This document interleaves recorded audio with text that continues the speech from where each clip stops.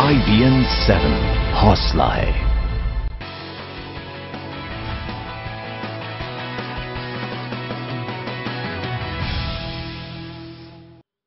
और देश दिन भर में हमारे रिपोर्टर्स आपके शहर की हर जरूरी खबर लेकर तैयार हैं। अलग अलग राज्यों की खबरों के लिए हमारे साथ जुड़ रहे हैं। दिल्ली से ब्रिजेश तिवारी, लखनऊ से शलोमनी त्रिपाठी, मुंबई से विवेक गुप्ता और भोपाल से हमारे साथ हैं मनोज शर्मा। सबसे पहले महाराष्ट्र की खबरों के लिए चलते हैं मुंबई, मेरे सहयोगी विवेक गुप्ता के पास।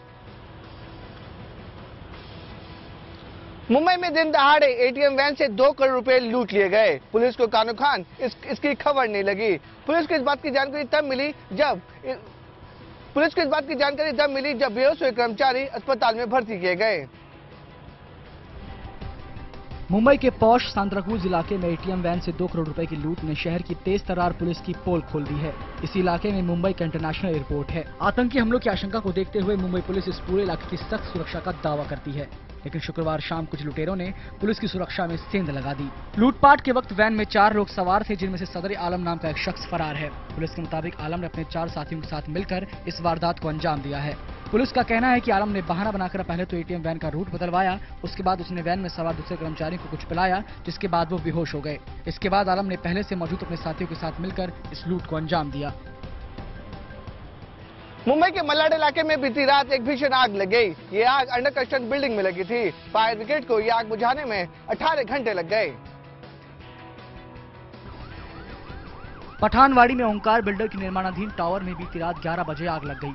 जानकारी मिलते ही फायर ब्रिगेड की गाड़ियां मौके पर पहुंची, लेकिन रास्ते संकरे होने की वजह से आग बुझाने में काफी दिक्कतों का सामना करना पड़ा। एहतियात के तौर पर आसपास की झोपड़पट्टियों को खाली कराया गया। आखिरकार कई घंटे की मेहनत के बाद आग पर काबू पाया जा सका। राहत की बात यह रही कि इस पूरे हादसे में जान माल का कोई नुकसान नहीं हुआ। सबसे ऊपरी माले पे आग लगी है। कम से कम 30-35 माला बिल्डिंग बना हुआ, उसके ऊपर इतना जोर खतरनाक आग लगा है। दिल्ली और एनसीआर की खबरों के लिए चलते हैं अपने संवाददाता ब्रिजेश तिवारी के पास। नोएडा में नौकरी दिलाने का झांसा देकर एक लड़की के साथ बलात्कार करने का सनसनीखेज मामला सामने आया है। पीड़िता के मुताबिक आरोपी ने उसे नौकरी दिलाने के बहाने पहले अपने फ्लैट पर बुलाया और फिर बंधक बनाकर उसके साथ रेप किया। बलात्कार की यह वारदात नोएडा की सेक्टर 73 की है। पीड़िता का आरोप है कि राजकुमार नाम के शख्स ने उसे नौकरी दिलाने का वादा कर अपने घर बुलाया। जब पीड़ित वहां पहुंची तो आरोपी ने उसे बंधक बना लिया और उसका रेप किया। बाद में पीड़िता आरोपी राजकुमार के फ्लैट की खिड़की तोड़कर बाहर निकली और आसपास के लोगों को अपनी आपबीती बताई। लोगों ने तुरंत पुलिस को बुला लिया। मौके पर पहुंची पुलिस ने आरोपी राजकुमार को गिरफ्तार कर लिया है। हालांकि वो खुद को बेकसूर बता रहा है। पुलिस ने पीड़िता को मेडिकल कराने के लिए भेजा है। पीड़िता थी जिसको अभियुक्त थे राजकुमार राय, जिसने धोखे से नौकरी देने के बहाने, नौकरी लगवाने के बहाने उसको बुला करके उसके साथ गलत काम किया था। उसके बाद उसने जब शोर शराबा मचाया तो जो आसपास के लोग थे उसकी मदद से उसको निकाला गया। अब उसकी प्रार्थना पत्र के आधार पे 73 का अभियुक्त पंजीकृत करके उसको मेडिकल के लिए भेजा गया है। अभियुक्त को गिरफ्तार कर लिया गया है और आगे कार्रवाई की जा रही है। गाजियाबाद पुलिस ने दिल्ली पुलिस के एक जवान को एक महिला के साथ अश्लील बातें करने के आरोप में गिरफ्तार किया है। आरोप है कि ये सिपाही इस महिला ऑपरेटर को लगातार फोन करता था और उससे अश्लील बातें करता था। कविनगर थाने में रिपोर्ट दर्ज कराई गई थी कि कोई अनजान शख्स 100 नंबर पर फोन करके महिला ऑपरेटर से अश्लील बातें करता था। पुलिस के मुताबिक जांच में पता चला कि फोन करने वाले शख्स का नाम सुवेंद्र है और वो दिल्ली के चाणक्यपुरी थाने में कांस्टेबल के पद पर तैनात है। पुलिस ने महिला ऑपरेटर से अश्लील बातें करने, गाली गलौज करने और सरकारी काम में बाधा पहुंचाने के आरोप में सुवेंद्र को गिरफ्तार कर लिया है। गाजियाबाद पुलिस ने आरोपी की गिरफ्तारी की रिपोर्ट दिल्ली पुलिस को भेज दी है। राजधानी दिल्ली में एक बार फिर बेखौफ बदमाशों ने खाकी को निशाना बनाया है। नरेला इलाके में एक पुलिस कांस्टेबल को उसी के घर के बाहर गोली मार दी गई। बाद में इस कांस्टेबल ने अस्पताल में दम तोड़ दिया। 30 साल के जितेंद्र खत्री दिल्ली के सिविल लाइंस थाने में तैनात थे।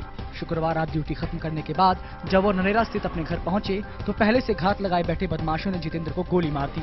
बुरी तरह जख्मी जितेंद्र को अस्पताल पहुंचाया गया, लेकिन इलाज के दौरान उनकी मौत हो गई। घर वालों का कहना है कि हमलावर डस्टर कार में सवार थे। पुलिस फरार हमलावरों की तलाश में जुट गई है। आशंका जताई जा रही है कि पुरानी रंजिश के चलते इस वारदात को अंजाम दिया गया। हालांकि सिपाही के परिजन किसी तरह की दुश्मनी से इंकार कर रहे हैं। वो एकदम भड़ाका सुना ना, मन्ना तो गोली का भाई मेरा जी निकल गया। मका क्या हो गया? मैं तो आई भाई, ये गेट तो खुला था हमारा और देखूं तो भाई आड़ा डस्टर गाड़ी के नई गाड़ी और आड़ा खड़ी सो में मनु का मुंह तो दिखा नहीं, पाछा दिखा है। मध्य प्रदेश और छत्तीसगढ़ की खबरों के लिए चलते हैं अपने सहयोगी मनोज शर्मा के पास।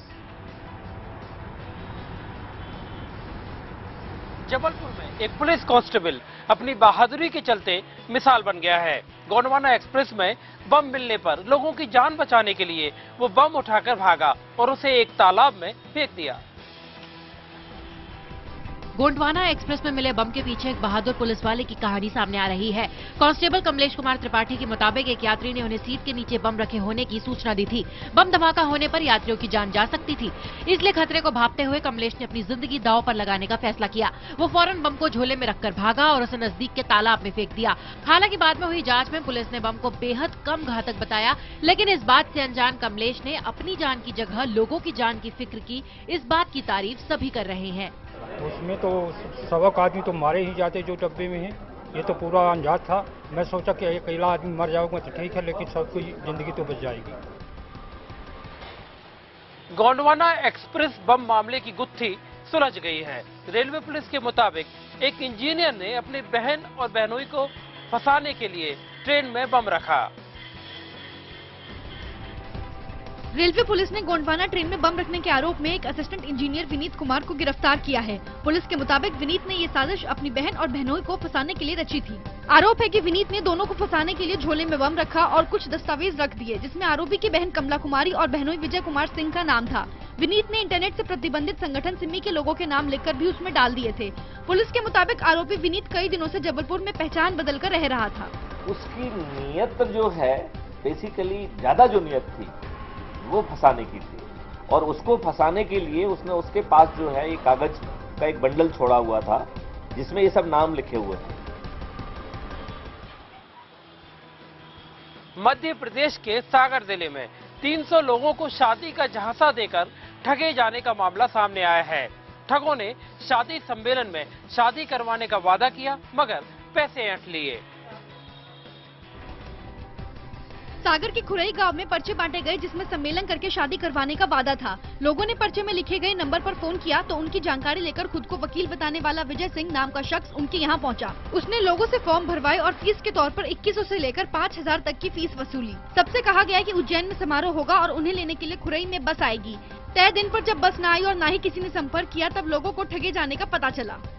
सम्मेलन के लिए आए थे हम खुरई की बात थी कि 5-6 बजे 15 तारीख को बस मिलेगी शाम को। ना हमको वो बस मिली, ना वो आज वो वकील मिला है विजय यादव, और ना लड़की मिली।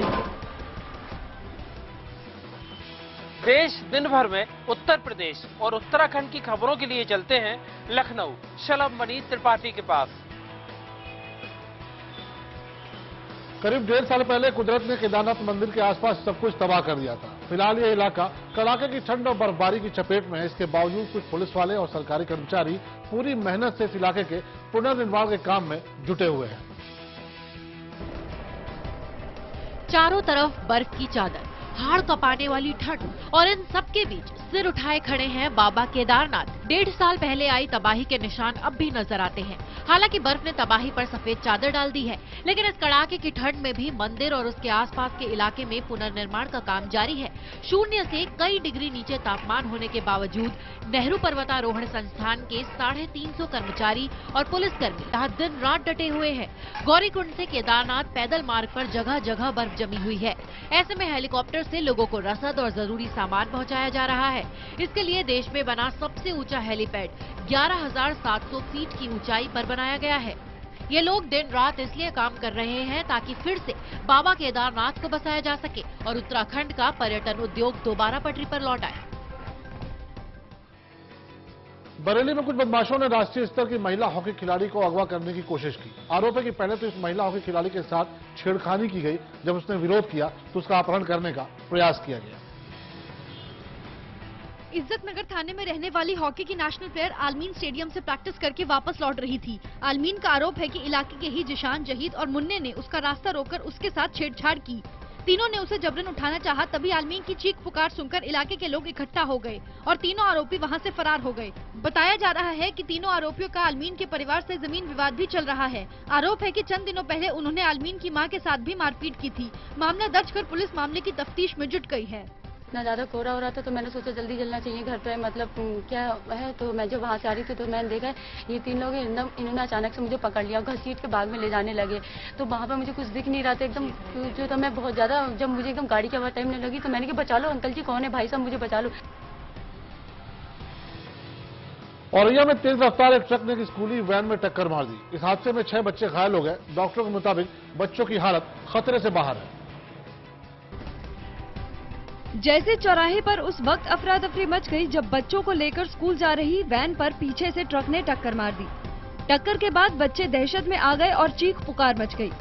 लोग मौके पर पहुंचते उससे पहले ही ट्रक चालक ट्रक लेकर मौके से भागने में कामयाब रहा। दुर्घटना में 6 बच्चे घायल हो गए, जिनका इलाज अस्पताल में जारी है। अज्ञात ट्रक चालक के खिलाफ मामला दर्ज कर पुलिस आरोपी की तलाश में जुट गई है। इस तरफ से स्पीड में कोई ट्रक आ रहा है, उसने जो है बुरी तरीके से बच्चों की गाड़ी में ठोकर मार के और फरार हो गया। देश दिन भर में ये थी उत्तर प्रदेश और उत्तराखंड की खबरें। बिहार की खबरों के लिए चलेंगे हमारे सहयोगी चंद्रमोहन के पास। कटिहार जेल में छापा मारकर पुलिस ने मोबाइल और भारी मात्रा में ड्रग्स बरामद की है। जेल से जारी आपराधिक घटनाओं की सूचना मिलने पर पुलिस ने ये छापेमारी की थी। कटिहार पुलिस को सूचना मिली थी कि जिले में होने वाली कई आपराधिक घटनाओं का ब्लूप्रिंट जिला जेल में तैयार होता है और मोबाइल के जरिए बड़े अपराधी अपने गुर्गों को निर्देश देते हैं, जिसके बाद जिले की कई थानों की पुलिस ने मिलकर जेल में बड़ा सर्च ऑपरेशन चलाया। छापे में पुलिस ने मोबाइल फोन और दूसरे गैरकानूनी चीजें बरामद की हैं। अब इस बात की जांच की जा रही है कि कैदियों तक इन चीजों को पहुंचाने में किन जेल कर्मचारियों की मिलीभगत है। बिहार के मुख्यमंत्री जीतन राम मांझी के लालू यादव के साले साधु यादव के घर जाकर दही चूड़ा खाने का जेडीयू में विरोध हो रहा है। खुद जेडीयू प्रवक्ता नीरज भी अपने ही मुख्यमंत्री के खिलाफ खुलकर सामने आकर बोल रहे हैं। दरअसल शुक्रवार को मांझी साधु यादव के घर दही चूड़ा खाने गए थे। उनके इसी कदम का जेडीयू ने विरोध किया है। जेडीयू प्रवक्ता और नीतीश के खास माने जाने वाले नीरज ने कहा कि साधु यादव की छवि खराब है। जेडीयू नहीं चाहती कि उनका सीएम साधु यादव के साथ दिखाई दे। नीरज ने यह भी कहा कि मांझी के काम से पार्टी को शर्मसार होना पड़ता है। वहीं जीतन मांझी दिल्ली में हैं और उन्होंने पीएम नरेंद्र मोदी से मिलने का वक्त मांगा है। फिलहाल पीएम के साथ उनकी मुलाकात का वक्त तय नहीं हुआ है। छत्तीसगढ़ के बीजापुर में 7वीं क्लास की छात्रा के साथ छेड़छाड़ का मामला सामने आया है। आरोप है कि हॉस्टल सुपरिंटेंडेंट छात्रा से छेड़छाड़ करता था। पुलिस ने केस दर्ज कर आरोपी की तलाश शुरू कर दी है। चेन्नई में एयर इंडिया के पायलट पर कॉकपिट में इंजीनियर की पिटाई का आरोप लगा है। बताया जा रहा है कि पायलट और इंजीनियर के बीच किसी बात को लेकर बहस शुरू हो गई, जिसके बाद पायलट ने इंजीनियर पर हमला करके उसे घायल कर दिया। इंजीनियर की पिटाई के विरोध में चेन्नई में एयर इंडिया के इंजीनियर विरोध में उतर आए हैं। मध्य प्रदेश के बड़वानी में एक अनोखा नजारा देखने को मिला जब पुलिस सुरक्षा में गाजे बाजे के साथ गायों का जुलूस निकाला गया। रास्ते भर गायों के लिए दान मांगा गया। जुलूस के दौरान गाय किसी राहगीर को कोई चोट न पहुंचाए, इसके लिए जुलूस में पुलिस सुरक्षा का इंतजाम किया गया था। तो देश दिन भर में रुक रहे हैं कुछ पलों के लिए, फौरन हाजिर।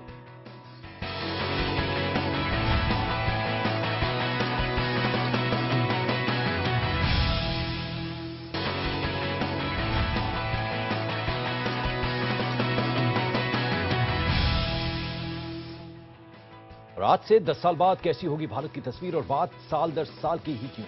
अगले 10 साल के लिए क्या हो डेवलपमेंट का रोड मैप, क्या हो देश के विकास का एजेंडा, उसे हासिल करने के लिए क्या कुछ करने की जरूरत है जिससे तरक्की का फायदा हर किसी तक पहुंचे, यही जानने की कोशिश कर रहा है हमारा सहयोगी चैनल सीएनबीसी आवाज। सीएनबीसी आवाज अपनी 10वीं सालगिरह के मौके पर खास आयोजन कर रहा है जिसका नाम है एक्ट ग्रोथ समिट। दिल्ली में हो रहे इस समिट में वित्त मंत्री अरुण जेटली, रेल मंत्री सुरेश प्रभु, बिजली और कोयला मंत्री पीयूष गोयल और वित्त राज्य मंत्री जयंत सिन्हा भी शामिल हैं। मार्केट रेगुलेटर सेबी के चेयरमैन यूके सिन्हा भी इस आयोजन में विशिष्ट अतिथि हैं। इनके अलावा इस आयोजन में बहुत सारे पॉलिसी मेकर, रेगुलेटर, इंडस्ट्री से जुड़े तमाम बड़े चेहरे भी शामिल हैं। अगर आप तुलना करें तो सारे अंग्रेजी चैनल जनरल न्यूज के और बिजनेस न्यूज के उनको आप मिला लें तो उनको सीएनबीसी आवाज अकेले आउट नंबर करता है, क्योंकि जो लोग भारतीय अर्थव्यवस्था में मीनिंगफुली इंगेज्ड हैं एक्टिविटी में, एक्शन में और ग्रोथ की कहानी को बढ़ाने के लिए, खास करके tax payer, consumer, investor, small entrepreneurs, ये बड़ी तादाद में इसको अपना प्लेटफॉर्म मानते हैं। और हमारी सफलता का एक बड़ा कारण यह है कि हम बहुत ज़्यादा इंटरैक्टिव हैं। डेली बेसिस पर करीबन हमसे 80 से 100 लोग सीधे बात करते हैं, जो विशेषज्ञ होते हैं वो, जो दर्शक होते हैं वो। पिछले दिनों जो कुछ हुआ एक लीगेसी प्रॉब्लम से आप जूझ रहे हैं सर, लेकिन 7 महीनों में हम लोग अभी सवाल पूछते थे आपसे, सरकार के सब लोगों से, कि क्या हुआ है, तेजी से काम नहीं हो रहा है। अगर लिस्ट बनाने बैठे डिस्पैशनेटली तो इतना ज्यादा काम हो रहा है, आप लोग इतनी ज्यादा चीजें कर रहे हैं कि उसके साथ अब कोप अप कर पाना स्टेक होल्डर्स के लिए मुश्किल है। हमको लगता है कि ये बात करना बहुत जरूरी है कि ये कैसे होगा, वो कैसे होगा के बजाय हम ये बात करें कि कैसे करना है। तो ये जो ट्रांसफॉर्मेशनल आइडिया नई सरकार ने सामने रखे हैं, उसमें ये ध्यान देना जरूरी है कि हम सारे स्टेक होल्डर, बिजनेस, पॉलिटिक्स और कारोबार और जो हमारे दर्शक हैं या जो आम जनता है, ये कैसे कोलैबोरेट करें। तो अगले 10 साल की हम बात करें सीएनबीसी आवाज की, अगले 10 साल और भारत के 10 साल में ग्रोथ का नंबर क्या हो और हम कहां पहुंचना चाहते हैं, उसके लिए एक इमेज अगर आप दे सके, सारी बातें जो एब्स्ट्रैक्ट में होती हैं उसको एक इमेजरी में डाल सके कि क्या हम एज अ स्टेक होल्डर यहां पहुंचने के लिए ये काम कर रहे हैं। हमने एक अपना उद्घोष वाक्य चुना था सर, वो था वक्त से पहले किस्मत से ज्यादा। ठीक मुहावरा उल्टा किया जो हिंदुस्तान में कहा जाता था। जब हमने ये चैनल शुरू किया तब ये था कि बिजनेस चैनल के लिए कितना स्पेस होगा हिंदुस्तान में हिंदी भाषा में, क्योंकि बिजनेस की भाषा तो अंग्रेजी की भाषा है। लेकिन जैसे मैंने आपको अभी दर्शक संख्या के नंबर बताए, उससे आपको पता है, आप लोग इस चैनल को कंज्यूम करते हैं, आपको पता है कि कितना बड़ा एक परिवर्तन इस देश में आया है। और एक बहुत बड़ी इंटरेस्टिंग बात हुई है, वो ये है कि बहुत बरस के बाद हिंदुस्तान में एक हिंदी बोलने वाली सरकार आई है, हिंदी में सोचने वाली सरकार आई है, हिंदी में ट्रांजैक्ट करने वाली सरकार आई है। और इससे और आप लोगों के आज यहां सानिध्य से हमको बड़ा बल मिलता है। 10 साल के मौके पर और यहां इस बुलेटिन में फिलहाल इतना ही। वक्त छोटे से ब्रेक का, ब्रेक के बाद भी IBN 7 पर खबरों का सिलसिला चलता रहेगा लगातार।